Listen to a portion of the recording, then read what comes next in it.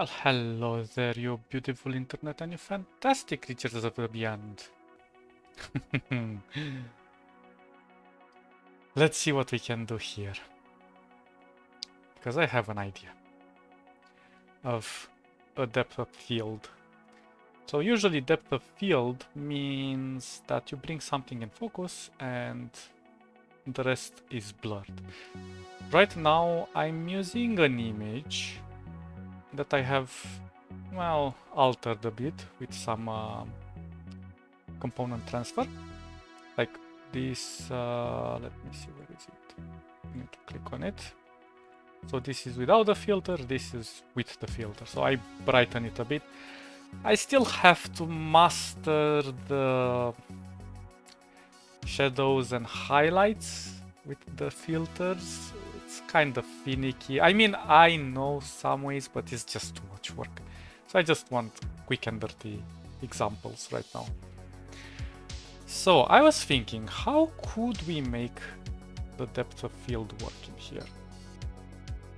And I have to admit it's not the most perfect example, but it works. So let's actually do something interesting.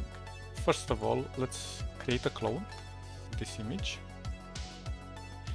And now I'm going to create a rectangle. Let's just make it white for now. And I'm gonna give it a gradient. I really like this thing, look. Super awesome, but unfortunately it doesn't snap onto the edges.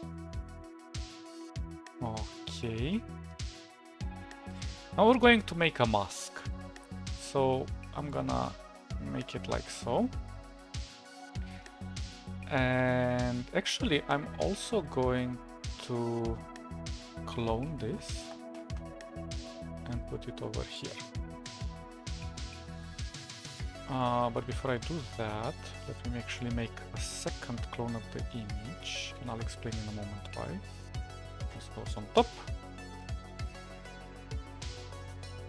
So I'm going to select the last clone that I made. Let me just get rid of these things. Where are my layers? Layers? Ah, there you are. You're being hidden.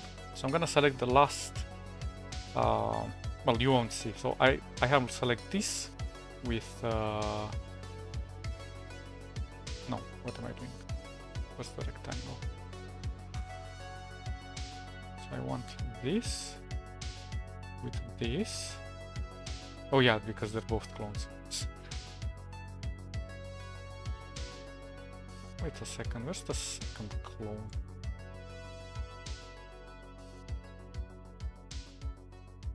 Oh, and why are you underneath here? Well, whatever. But it's better to be organized than to be sorry. Okay, so I'm selecting this too. And now I'm going to set mask. Perfect. Now we won't see any difference unless I disable the...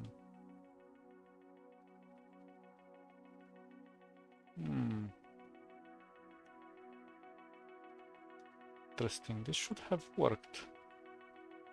It does work. Why? Oh, my mistake, my mistake. Huh, don't create clones of clones. Okay, let's undo everything.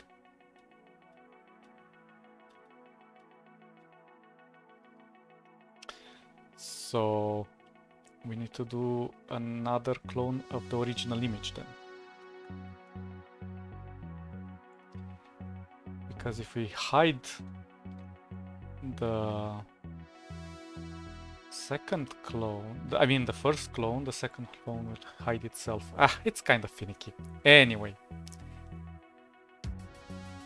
we are going to now set the mask. Now let's see if it works correctly. There we go. Perfect. I usually don't edit out my mistakes because I kind of like that when I'm making mistakes I correct myself and I try to remember in the future not to do the same mistake, although I do them quite frequently. But don't be afraid to make mistakes, don't be embarrassed by them, because mistakes are the best teachers. Okay, so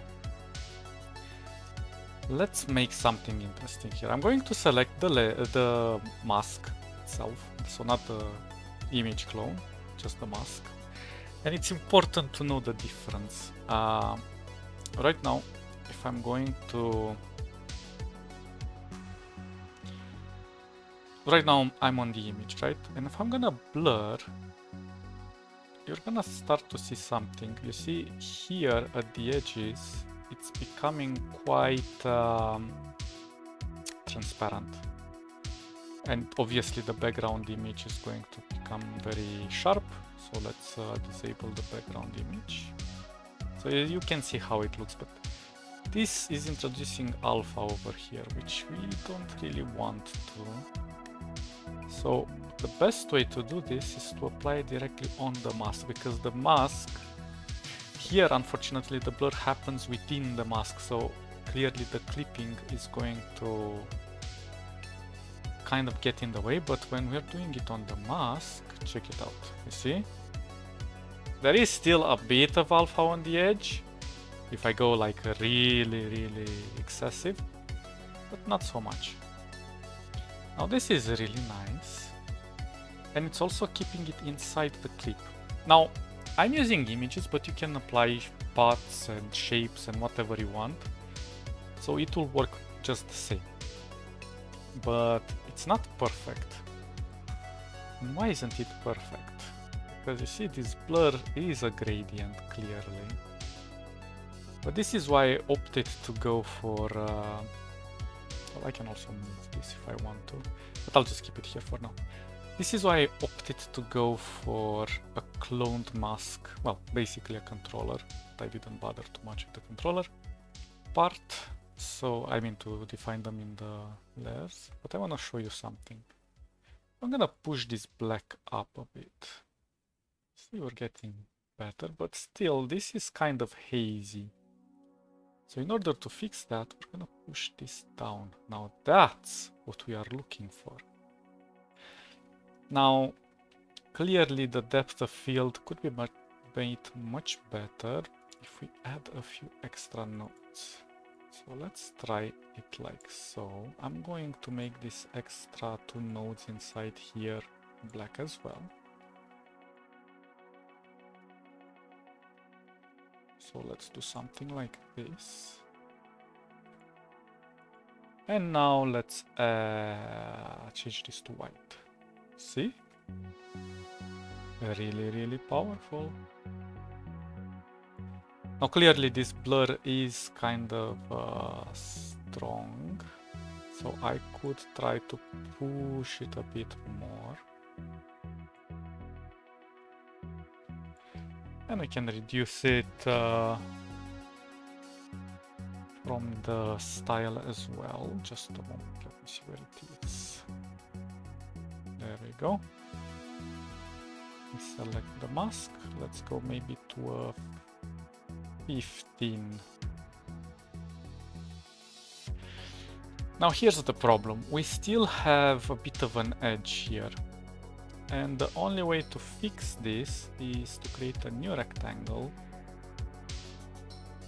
Oh, whoops, what am I doing? Set rectangle. Do a new rectangle like so. And I'm gonna offset it a bit with a life path effect. I mean, you don't have to do it with a life path effect, you can just do it some other way, but I'm kind of lazy. Where are you, offset? Offset. I really need to fix this. Okay, there we go. Offset, and now I'm just gonna make it a bit smaller. Like this doesn't have to be too much, unless you're going with a more excessive or aggressive blur. Now I'm just going to make it our clipping mask color code. And now I'm going to apply directly on the mask. Set clip. Oh.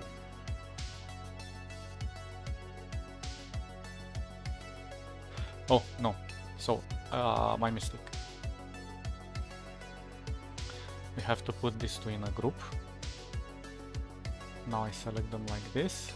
And now I set the clip. Oh, another mistake. Flatten the offset.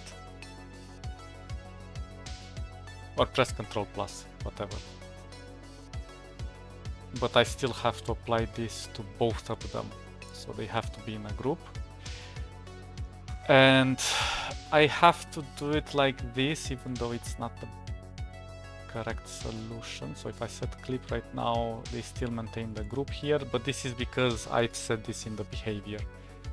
So I can just undo the group if I want to. So voila, now we don't have that edge anymore, that transparent edge. Now this looks a bit more, I don't know, interesting. And from here you can do it lots of things. Like for example, I could technically, let me see. I could create a motion blur if I want to. I push this like so. And if I go here and I change the direction. And again, now going back to this, if I pull this, see how awesome that is? Well, obviously this one has to be a bit more elongated. So that's the ultimate control. Kind of like this effect. It's not perfect, obviously.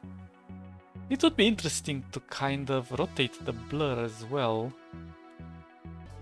Still, quite awesome. So yeah, if this helps you, obviously for image manipulation don't use Inkscape. You could just use GIMP or Photopea or Krita or whatever you want.